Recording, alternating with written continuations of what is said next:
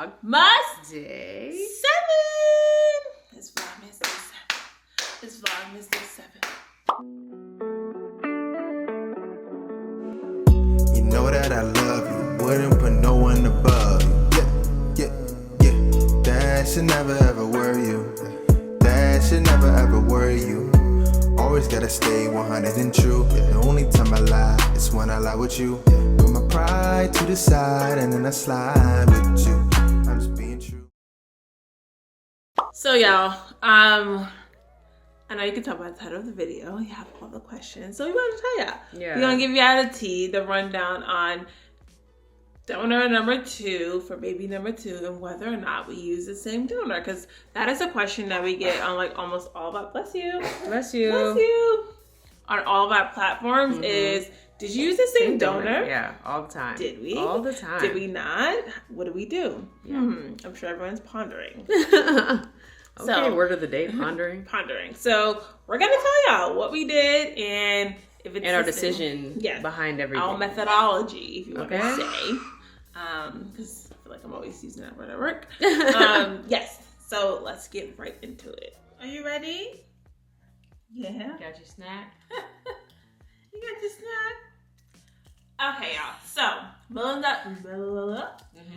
dollar question is, did we use the same donor? Drum roll. Yes, we did. Surprise! Yes. So everyone keeps asking because Arlo and Teo, they look clearly different, right? But you have to remember that half the DNA is different. So Yes. obviously Arlo, biologically connected to Asia. Teo, biologically connected to me. So we obviously we thought maybe they would have some similarities, but we also knew that there's a chance that there would be some differences. Yeah. Also, I feel like we just got lucky both times that they both ended up looking like us versus like looking like the donor. So from that aspect, we weren't mad about it. Right. Like, rather him look like me than somebody else. Yeah, I'm gonna say we hit the jackpot in terms of DNA, genetics, like how, they. Hi, Teo. Do you want to stand up? Come on. You want to say hi to the people? No, he just wants to eat his crackers in a different position. Okay. Get comfy, babe. No problem. Get comfy. Just smiling. Yeah. So, it's a common question. Yeah. Like, well, Arlo's more fair skinned, Teo's a little bit tanner. So people automatically assume, and then of course they look different, right? Like features wise, people automatically assume that we chose a different donor, and we didn't. We chose the same exact donor. We froze the sperm from the first time around so that we could reuse it the second time around, and this time we did IVF as opposed to IUI. Right.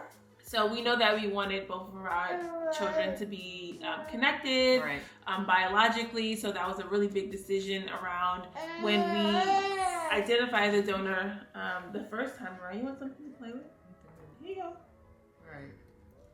When we found the donor the first time around, we wanted to make sure that if we chose to have more children, we would be able to reuse the same donor. So we just froze it in storage. So, 3 years later, we were like, okay, let's just pull it out of storage. Like, this is a chance.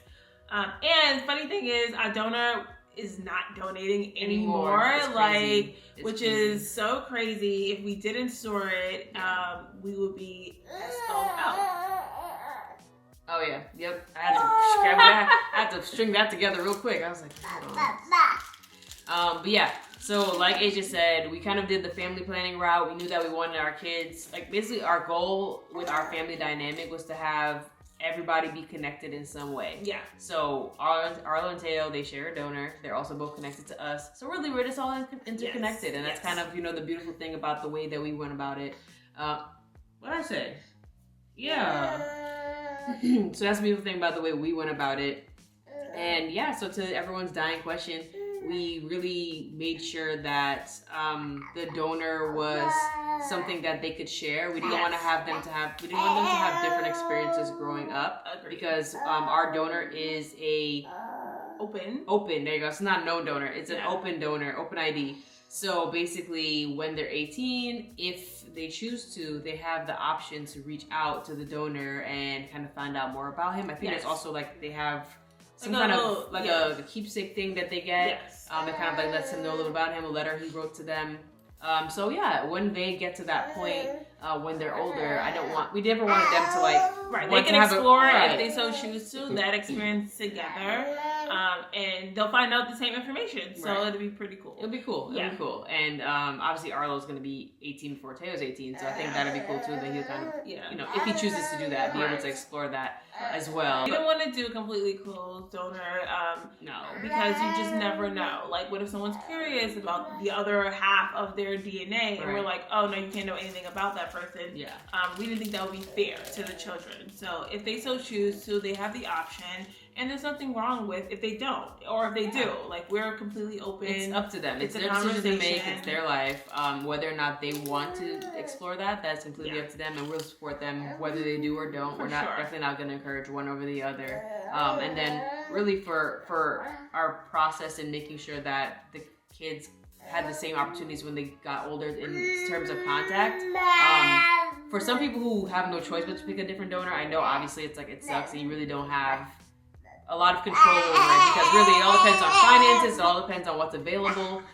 It all depends on a lot of different things, a lot of moving parts. So at the end of the day, like, definitely kudos to anybody who's able to, kind of take that step, and even though it wasn't what you wanted, you still were able to like get to that next step and use a different donor. But we didn't want to run the risk of, let's just say, one child has a really active donor who's like very much into wanting to get to know them and build a relationship if that's what they want, and then have another donor that's like, oh no, like it's just something I did in college, like because I needed beer money or something like that. So yeah, just wanted to make sure, and from we had to, our process of picking, we had to go through a lot to even get to this point. It was not easy. It was a long-term process. So the fact that we were able to reuse the same donor is a big win. It's definitely a big win for us. And whether or not our family is complete, we don't know. This is a big question mark. That is a big question mark. Everybody keeps saying, because for those who watch, I think in our TTC video we mentioned that we had leftover embryos. Yes. So we have, I think it's 5 boys and 1 girl embryo. Yes. So.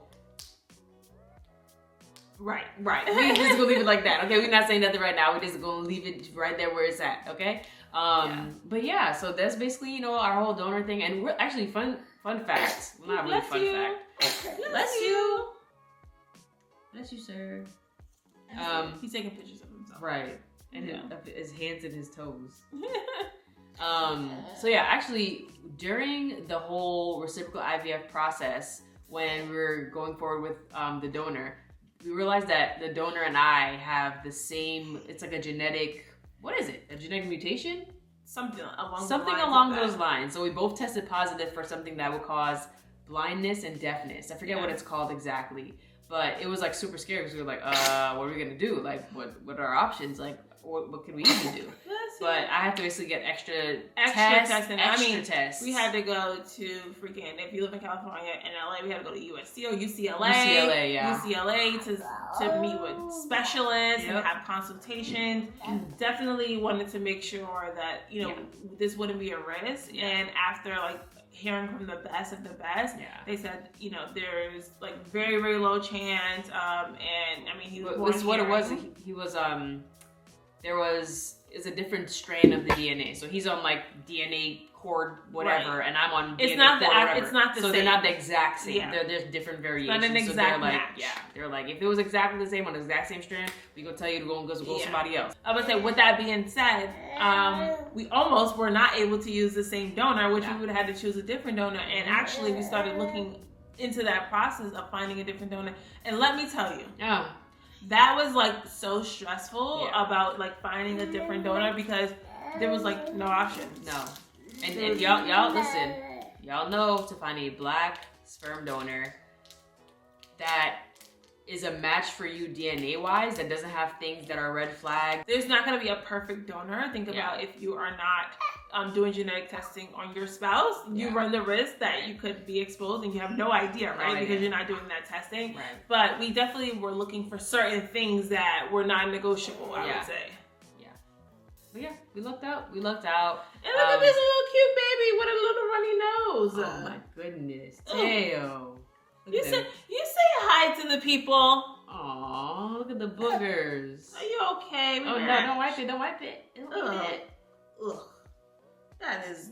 Y'all really match. That is gross. Did y'all plan the outfit? Just kidding. I literally got him dressed this morning. That is gross, Teo. And for those of you that do not know how to pronounce his name, it's Teo. Tayo. Some people say Tao. What's another one? Tayo. Oh, Tayo. Tayo Yeah, and it's Tao. Teo. He gets that a lot. Teo. I don't know how Tao works because there's a whole Y in there. Right. But hey, teach him. This is our little Teo soul, and we have an Arla Blue. Our baby names. So sweet and so cute. All right, y'all. So, looks like y'all been feeling the super subby. So, we cannot close out this video without super subby.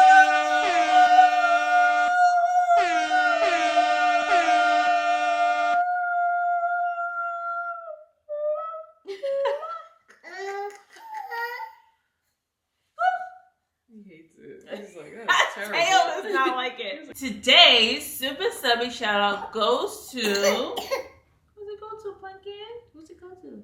Nyla Evans. Hey, shout out to you, Nyla. Thank you so much for watching, subscribing, commenting something positive on our last video. As always, you know, we love you. Thank you for being part of the SOJA fam. Yes. And if you want a chance to be a part of tomorrow's super subby shout out, What do you have to do? comment down below something positive on this video. Okay. Hit that like button. Okay. Subscribe to our channel. Gotta be. Turn on those post notifications.